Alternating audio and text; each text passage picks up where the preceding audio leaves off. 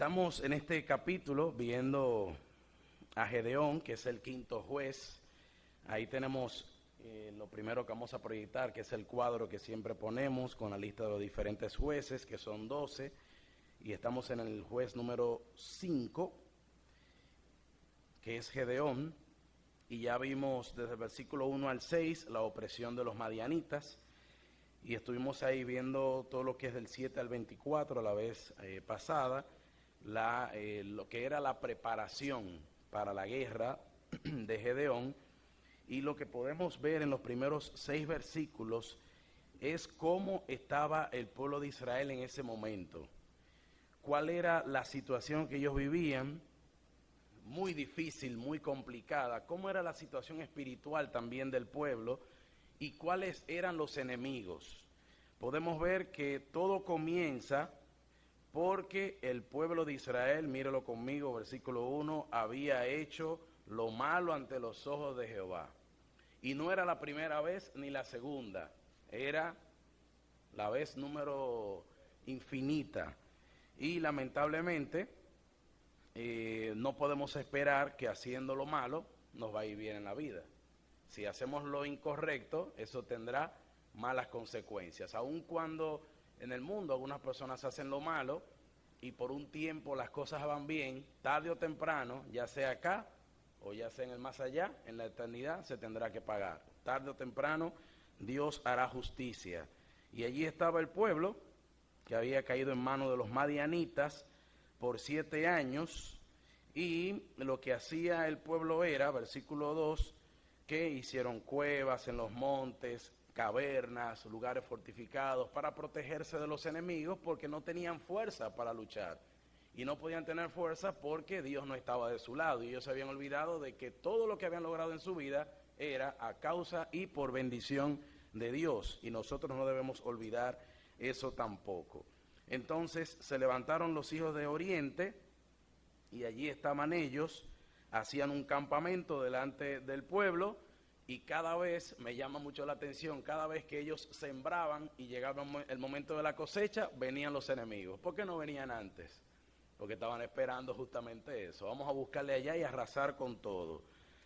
Les llevaban todas sus cosas, venían en grande multitud como langostas.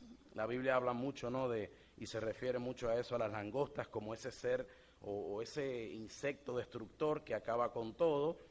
Así venían ellos, y allí entonces, oh casualidad, al pueblo se le ocurría clamar a Dios, para que Dios entonces interviniera y les ayudara. Así termina el versículo 6, y Dios justamente escucha. Aquí aparece entonces Gedeón a partir del versículo 7,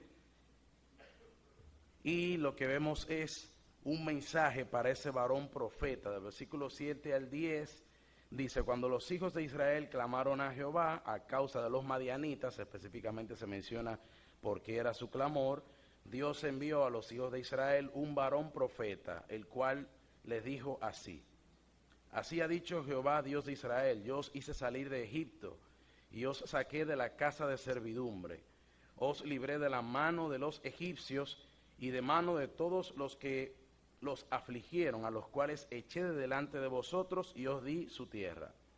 Y os dije: yo soy Jehová vuestro Dios, no temáis a los dioses de los amorreos, en cuya tierra habitáis, pero no habéis obedecido a mi voz. Dios siempre trata de apelar a la memoria y al pasado, que es lo contrario que muchas veces nosotros hacemos. Nosotros olvidamos fácilmente, tememos al presente y tememos al futuro, pero no nos afianzamos en lo que pasó en el pasado. Dios les dice: yo los libré a ustedes, yo estuve con ustedes y les dije que no tengan temor de los dioses de los cananeos, del pueblo de la tierra en la que ustedes van a estar. Y ellos, como buenos obedientes, dijeron: es que no le tengamos temor, entonces pues vamos a unirnosle. Y entonces comenzaron a adorar los dioses de esa tierra, de esos pueblos, y se olvidaron de Dios. Es imposible poder tener un corazón dividido entre Dios y los dioses, entre Dios y el mundo. Por eso claramente el Señor dice que si nos declaramos amigos del mundo, nos declaramos enemigos de Dios. Y así es viceversa. Si somos amigos de Dios, ciertamente vamos a tener al mundo como enemigo, porque se contraponen. Dios y el mundo se van a contraponer. No comparten la filosofía, no comparten el pensamiento, no comparten voluntades, no comparten proyectos. Las cosas del mundo son del mundo, las de Dios son de Dios. Y si el mundo ciertamente no recibió al mismo Dios, menos nos va a recibir a nosotros. Entonces aquí vemos a este profeta diciéndole a ellos lo que tenían que hacer, que no debían temer a los dioses de los amorreos, y les dice claramente: ustedes no escucharon mi voz. Dios les dice qué tenían que hacer, cómo él había obrado, y les dice lo que ellos también habían hecho. No escucharon la voz de Dios. Y aquí vemos entonces que aunque ellos estaban clamando por auxilio, vemos evidentemente que no había un arrepentimiento genuino, porque más adelante vuelven a caer y hacer lo mismo. Y era lo que el profeta le estaba insistiendo a ellos: ustedes le están teniendo más temor a los dioses falsos que al Dios verdadero. Si ustedes se aferraran a Dios, no estuvieran en esta situación. Es lo que el profeta le dice. Aquí vemos entonces del versículo 11 en adelante el llamado de Gedeón, y aquí vemos algo que nos muestra, ¿no?, de esa apariencia o esa aparición, del ángel de Jehová. Versículo 11 dice: y vino el ángel de Jehová y se sentó debajo de la encina que está en Ofra, la cual era de Joás Abieserita. Y su hijo Gedeón estaba sacudiendo el trigo en el lagar para esconderlo de los madianitas. La misma situación que estaba pasando de forma general también vemos en el hombre que Dios iba a levantar, teniendo temor a los enemigos, y ciertamente debía tener temor a los enemigos porque no tenían fuerza para luchar y ellos acababan con todo. Aquí vemos el encuentro de Gedeón con el ángel, que pone en evidencia el miedo a los madianitas y el tamaño también de la cosecha. Él estaba allí sacudiendo el trigo en un lagar. Hemos explicado, ¿no?, que el lagar se usa para machacar las uvas y preparar el vino, que normalmente era un lugar oculto, sin mucha claridad, y el trigo entonces se trabajaba en un lugar abierto y con el sol, pero por el miedo tenía que esconderse allí. Aquí vemos entonces la forma visible de la segunda persona de la Trinidad en el Antiguo Testamento, no mencionada y ni siquiera mostrada en el Nuevo Testamento. Y no era necesario, porque en el Nuevo Testamento ya Cristo dice: y el ángel de Jehová se le apareció y le dijo: Jehová está contigo, varón esforzado y valiente. Y veíamos, ¿no?, de qué tan esforzado y valiente sería si estaba escondido. Pero Dios no estaba mirando lo que estaba pasando ahí, sino que estaba mirando lo que iba a hacer más adelante, lo que él iba a hacer con este hombre, que aunque su fe no estaba muy fortalecida, en su momento sí iba a creer de una manera convincente en lo que Dios le decía. Y aún lo vemos en lo que es la galería de la fe en Hebreos capítulo 11, pero en su momento no mostraba esa fe, sino que estaba escondido. Y Dios lo presenta así, este ángel lo presenta así, como varón esforzado y valiente. Esta es una expresión aplicada a Jefté.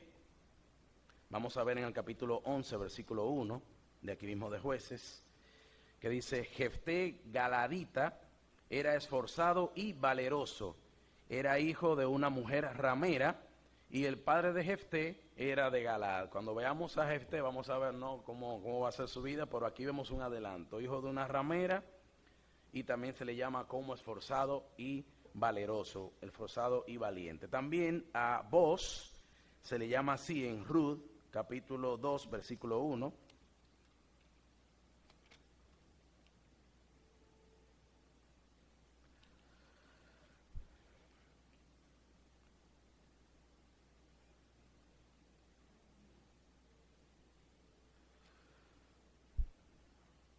Cuando cambio de Biblia ando medio perdido. tengo memoria visual. Ruth capítulo 2, versículo 1 dice: tenía Noemí un pariente de su marido, hombre rico de la familia de Elimelec, el cual se llamaba Boz. Aquí vemos a Boz presentado, ¿no?, como ese pariente que era también un hombre rico, y vemos también cómo se lo presenta a él, pariente de su marido, hombre rico, de la familia de Elimelech, el cual se llamaba Boz. Y el nombre de Boz significa fuerte, por eso se llamaba así. Y a Gedeón se lo muestra como ese varón esforzado y valiente. Entonces vemos lo que sigue diciendo Gedeón, que dice: Señor mío, versículo 13, si Jehová está con nosotros. Y es interesante cómo él responde, ¿no? ¿Por qué nos ha sobrevenido todo esto? ¿Y dónde están todas sus maravillas que nuestros padres nos han contado, diciendo: ¿no nos sacó Jehová de Egipto? Lo mismo que el varón le había dicho al pueblo de lo que Dios había hecho con Egipto, también Gedeón lo está reclamando. Y ahora Jehová nos ha desamparado y nos ha entregado en manos de los madianitas. Ahora, querido, ¿cómo no querías tú que Dios no te desamparara si el pueblo estaba en pecado? Si aún al mismo Hijo de Dios en la cruz tuvo que decir: Dios mío, ¿por qué me ha desamparado? Dios es justo. Dios manifiesta su justicia y él quería que el pueblo se diera cuenta de la situación en la que estaba. Dios no tenía la culpa. Habían experimentado sí el abandono, pero Dios siempre estaba al cuidado, y el cuidado lo mostró levantando jueces para que lo pudiera levantar, liberar, y que ellos se dieran cuenta, pero volvían otra vez a lo mismo. Dios no había fallado, Dios no se había movido de su lugar, el pueblo sí se había movido. ¿No le pasa a usted y a mí así? Dios nunca se mueve, nosotros somos los que nos movemos.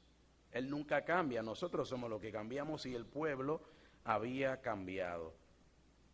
No se nota mucho la valentía aquí al principio, pero con la capacitación del Señor sería evidente la valentía de este hombre. El versículo 14 dice: y mirándole Jehová le dijo, ya aquí del ángel de Jehová pasa a presentarse directamente como Dios hablando: ve con esta tu fuerza y salvarás a Israel de la mano de los madianitas. No te envío yo.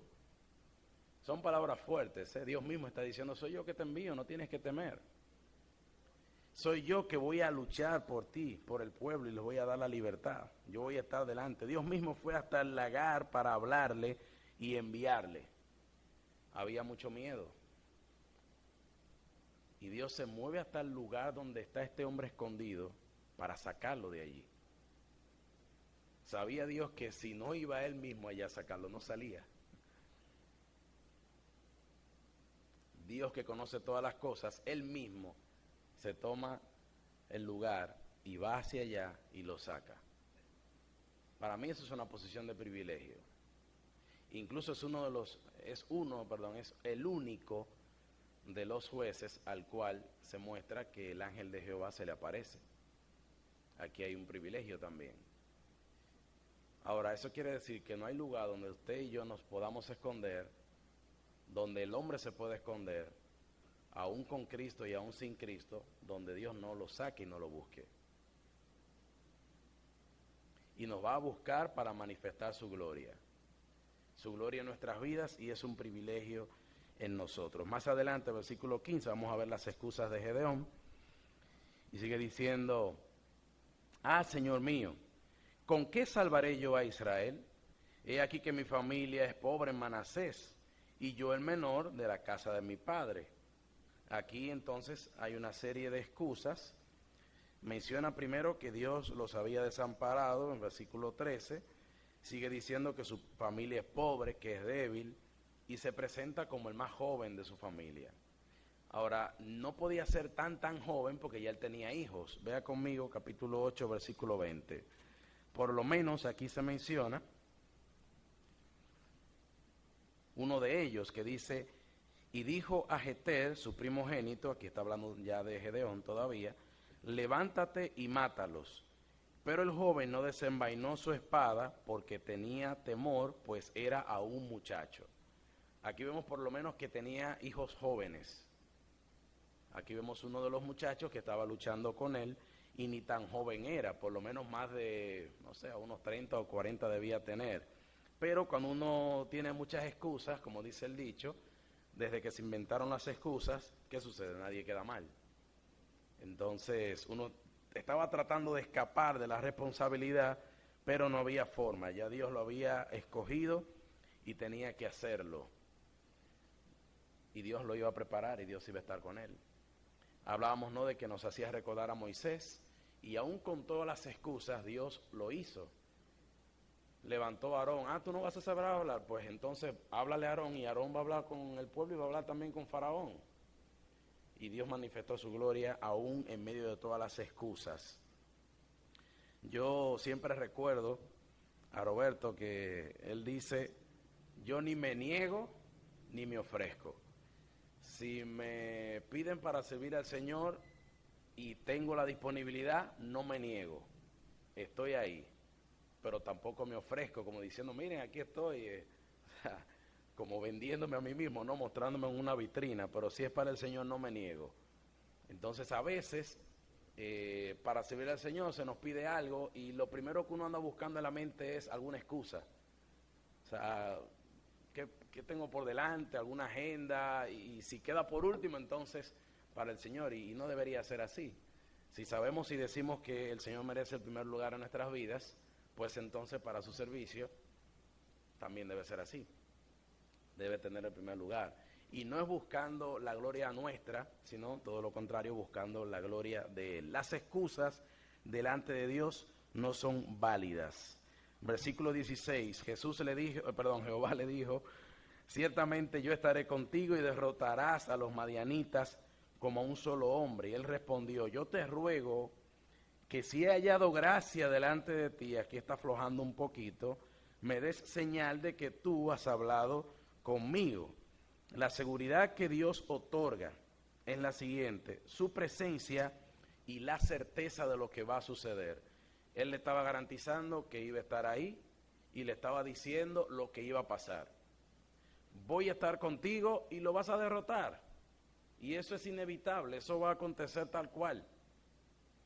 Ahora usted y yo tenemos las mismas palabras. ¿En qué sentido? Está la palabra de Dios, está la Biblia. Sabemos lo que va a acontecer. ¿Hay por qué temer? Falta algo más que el Señor nos tenga que revelar, o sea, de lo que va a pasar. Está todo escrito ya, de lo que está pasando ahora y lo que va a pasar más adelante. Yo recuerdo que en mis tiempos de no creyente, el libro que más le tenía miedo era el de Apocalipsis. Porque aunque le había dado así pinceladas por encima, y que en la escuela y todo lo demás, y cuando escuchaba a veces hablar de las profecías de Apocalipsis, o sea, yo ni quería ni ver ese libro. Y usted ve la serie de cosas que uno ya lo ve desde otra perspectiva, ¿no? Como del lado de la victoria, porque ciertamente en Cristo estamos del lado de la victoria. Cuando usted lo ve desde el punto de vista ganador, usted lo ve tranquilo. Pero el otro día, no sé si usted sintió el temblorcito que pasó, y temblorcito porque no le da ni por los tobillos, le decía yo a Gaby, la pobre que nunca ha vivido un terremoto, que estaba con el corazón, fue a las 3 y algo de la mañana y eran como las 5 y todavía estábamos despiertos. Por el tema, ¿no?, de los niños, de que si tiembla otra vez, que qué pasa ahora y qué hacemos. Y eso fue de como de 5.1, 4 y algo, dijeron. Y lo que fue en el 2003, y en la parte nueva de Apocalipsis que dice que habrá un terremoto el cual nunca ha habido antes ni habrá jamás, y dice al final, ¿y quién podrá sostenerse sobre sus pies? Eso es algo terrible, lo que viene sobre este mundo. ¿Quién podrá sostenerse sobre sus pies?, dice. Y en el 2003, que sí me acuerdo muy claramente, o sea, fue creo que 7 y algo, 7.8, no recuerdo. Bueno, si fue de 6.3 no quiero imaginarme lo que será más de ahí. Yo sí recuerdo que me bajé de la cama y quise salir al pasillo ahí de la casa de mis padres, y yo no pude, o sea, de pie no podía. O sea, fue gateando que salí, no se podía estar de pie. Y no era creyente en ese tiempo, ¿eh? Y después, más adelante, que me encontré leyendo ese pasaje, yo dije, wow, pero es que es cierto lo que va a pasar. O sea, es imposible. Y usted ve cómo todo está tranquilo ahora, y en un momento todo se descontrola, sin avisar, sin nada. Y eso debe causar temor. Al hombre sin Dios le debe causar temor. Y la palabra de Dios dice que debemos tener miedo, no temor, al que al alma puede condenar, que es Dios. Y eso es terrible. Grande cosa es caer en manos de un Dios vivo, dice la palabra de Dios. Entonces, ese es el Dios nuestro al cual creemos y adoramos, que es un Dios todopoderoso, que es un Dios santo, que es un Dios digno de reverencia, digno de temor y que tiene los ojos pesados. Entonces, a ese Dios cada día debemos reverenciar, honrar y predicar, para que las personas sepan la verdad de lo que viene.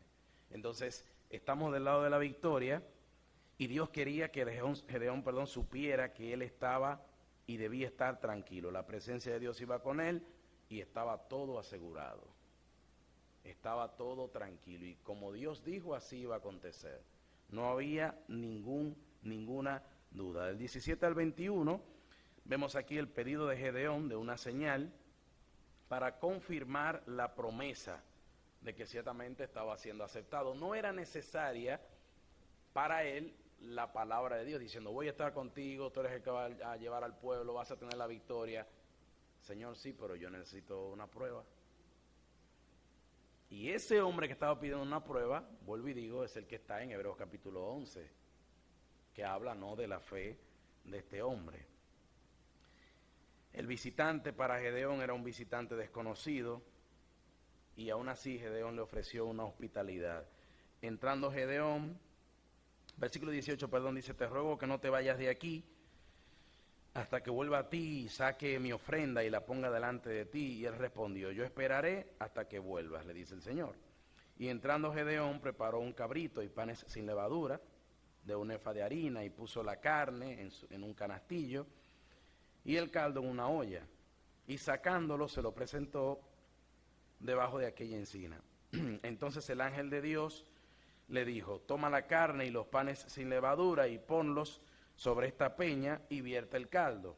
Y él lo hizo así.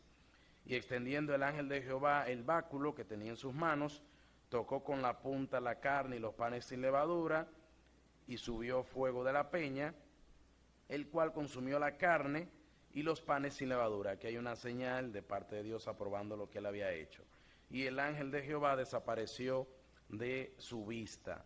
Aquí está entonces la ofrenda, el ángel toca la ofrenda y el fuego consume la ofrenda. Era la señal que Gedeón había pedido. Vamos a ver versículo 17, la señal que él había pedido, de que se había hallado gracia delante de él, que le mostrara esa señal de que iba a estar con él. Y vamos a ver en Levíticos capítulo 9, versículo 24,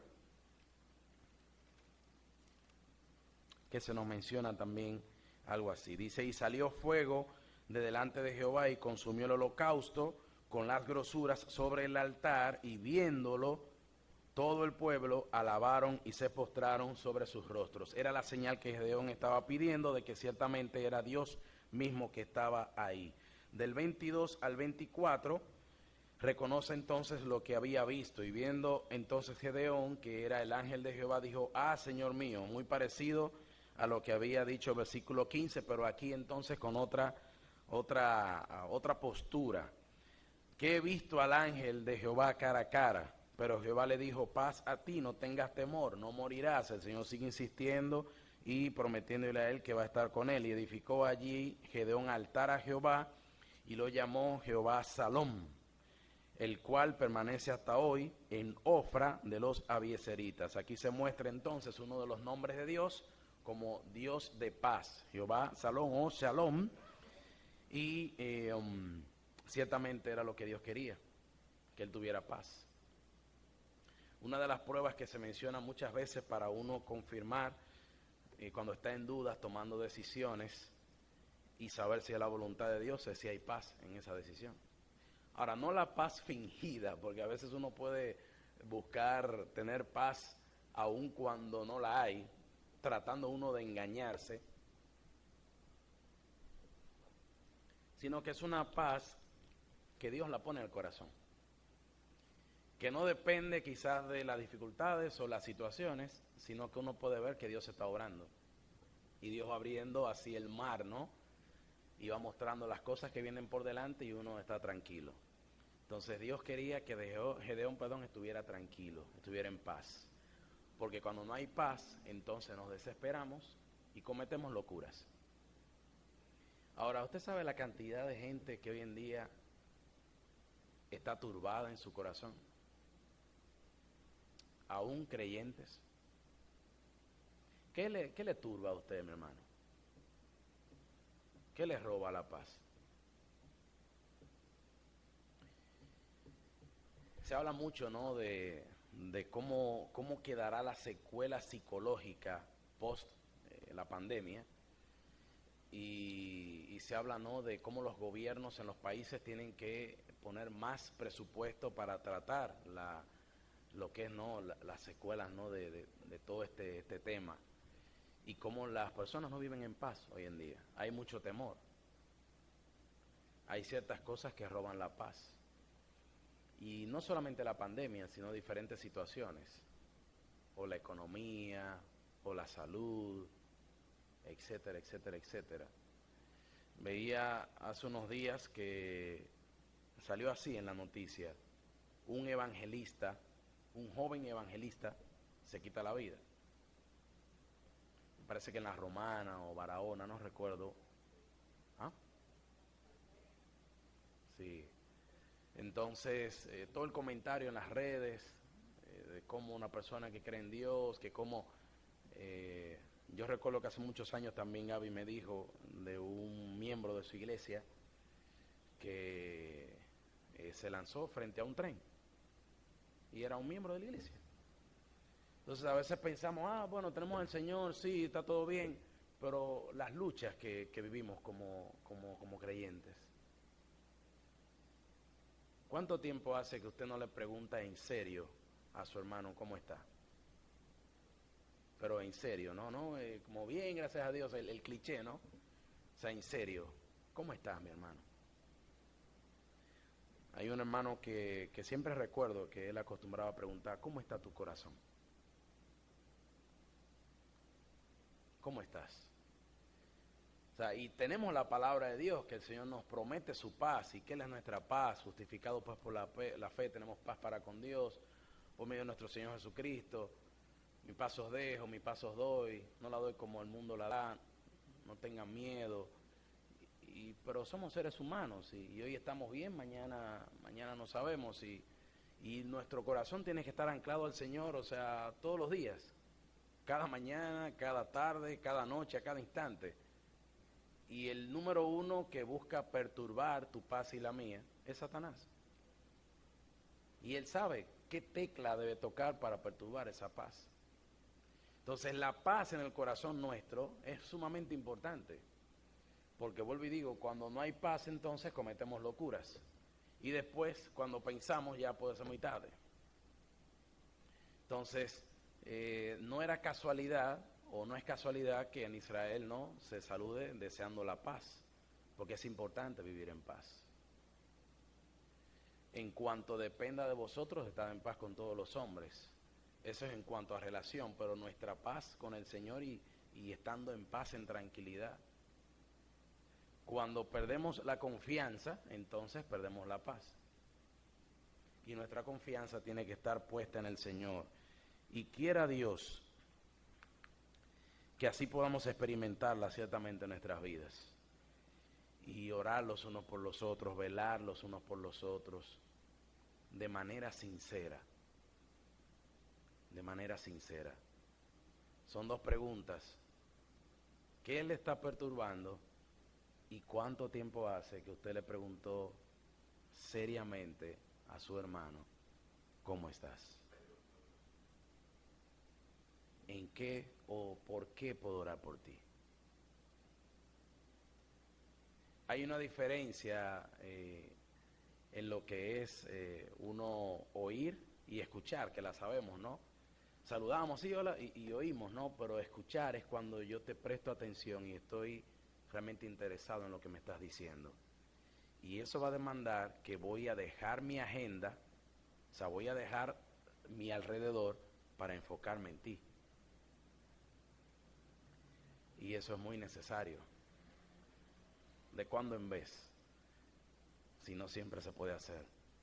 pero saber qué puedo hacer por ti, mi hermano. Eso es sumamente importante. Y Dios desea que llevemos las cargas los unos a los otros. Y tenemos la mejor herramienta, la oración. Del 25 al 33, la parte número 3, aquí vemos la destrucción del altar de Baal.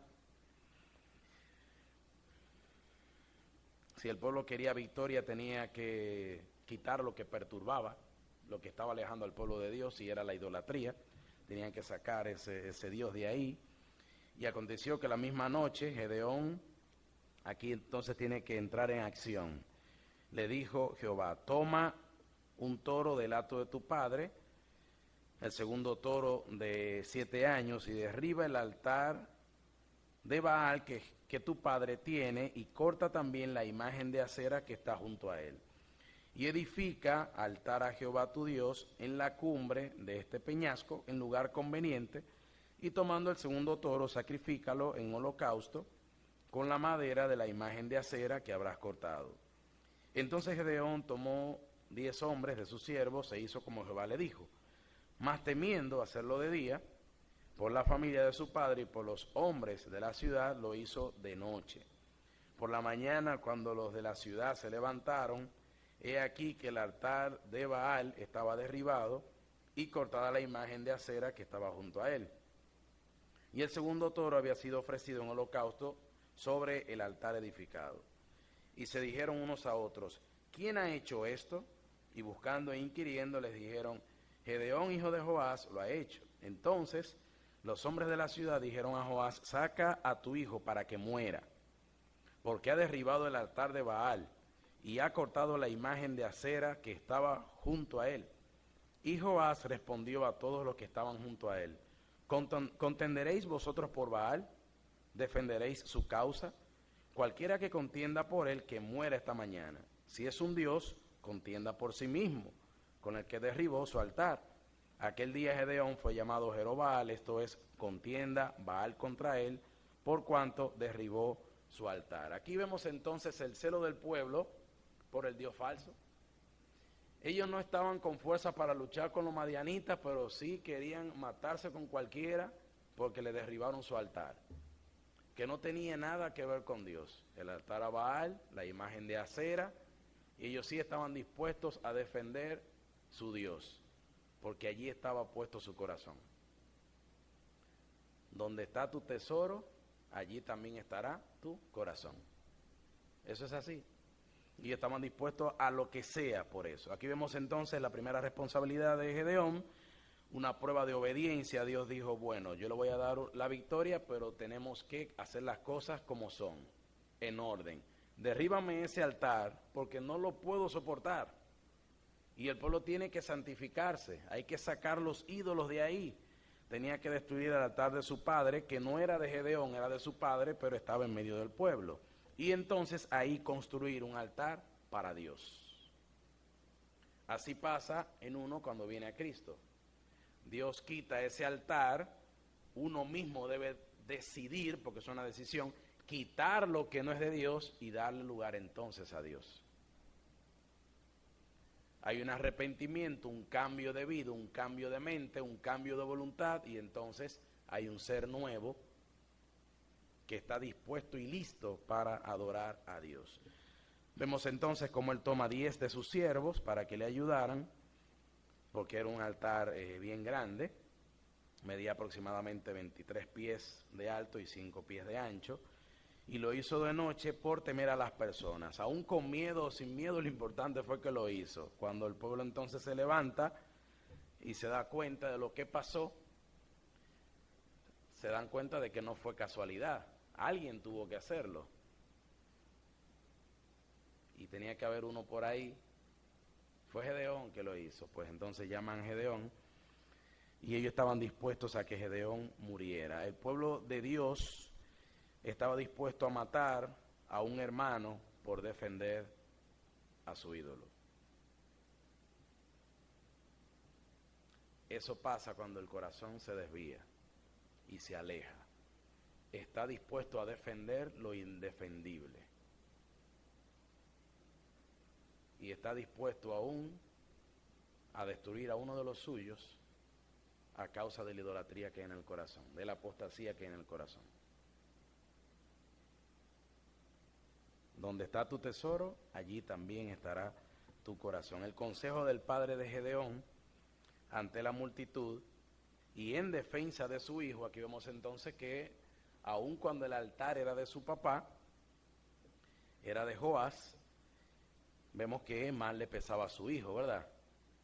Caramba, si se hubiese puesto en contra de su hijo, la cosa hubiese sido bien dura.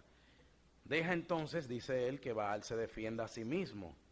Y es el mismo ejemplo que vimos en Elías, en el Monte Carmelo, cuando entonces tenía que manifestarse allí Baal, que estaban los profetas de Baal, y vemos entonces cómo el dios Baal tenía que manifestarse y nunca se manifestó, y ciertamente Dios allí se manifestó consumiendo todo lo que había en el altar. Primero de Reyes capítulo 18 versículo 27 está eso.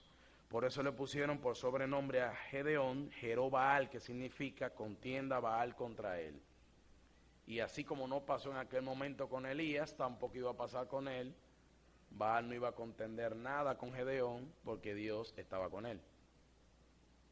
Y si Dios es por nosotros, ¿quién contra nosotros? Dice la palabra de Dios. No hay que temer. Si Dios está con nosotros, no hay nada que temer. Del 33 al 35, aquí vemos entonces una preparación para la batalla, pero todos los madianitas y amalecitas, los del oriente, se juntaron a una y pasando acamparon en el valle de Jezreel. Entonces el Espíritu de Jehová vino sobre Gedeón, y cuando éste tocó el cuerno, los abiezeritas se reunieron con él, y envió mensajeros por todo Manasés, y ellos también se juntaron con él. Asimismo envió mensajeros a Aser, a Zabulón y a Neftalí, los cuales salieron a encontrarles. La capacitación de Gedeón dependía del Espíritu Santo de Dios. Por eso es que vemos la diferencia entre este hombre temeroso, buscando la aprobación de Dios, buscando la señal de Dios, buscando esa confirmación de Dios, pero aquí entonces luego lo vemos levantándose, valiente y valeroso, fuerte, como se le había presentado, porque el Espíritu Santo viene sobre él. Allí estaba la diferencia. Su capacitación venía de parte de Dios. Con cuerno o con trompeta, llamaba entonces a los mensajeros, llamaba a su ejército para que viniera hacia adelante. Ya del 36 al 40, para terminar, lo que vemos es entonces las señales del vellón, que dice: y Gedeón dijo a Dios, si has de salvar a Israel por mi mano, como has dicho, he aquí que yo pondré un vellón de lana en la era, y si el rocío estuviere sobre el vellón solamente, ponga atención a la señal que él pide, ¿no? Quedando seca toda la otra tierra, entonces entenderé que salvarás a Israel por mi mano, como lo has dicho. Y aconteció así, pues cuando se levantó de mañana, exprimió el vellón y sacó de él el rocío, un tazón lleno de agua, o sea que el vellón se mojó. Mas Gedeón dijo a Dios, no se encienda tu ira contra mí, si aún hablar esta vez, solamente probaré, dame una probadita más, como cuando uno va a un sitio, dame probarlo un chin más para ver si está bueno. Y el que te atiende dice, pero ¿cuándo iba a comprar? Ya está bueno, ¿verdad? Solamente probaré otra vez con el vellón. Te ruego que solamente el vellón quede seco y el rocío sobre la tierra. Ahorita era que el vellón se mojara y la tierra se secara. Ahora que el vellón se quede seco y la tierra se moje. Y aquella noche lo hizo Dios así, solo el vellón quedó seco y toda la tierra hubo rocío. Allí está pidiendo él las señales del vellón, y como para Dios no hay nada imposible, Dios lo hace así, mostrando su misericordia para con este hombre, que estaba buscando una señal de parte de Dios y mostrándola con humildad, no con exigencia, sabiendo que estaba hablando con Dios. Su falta de fe al pedir más señales parece un poco contradictoria, porque vemos que allí mencionados en la galería de la fe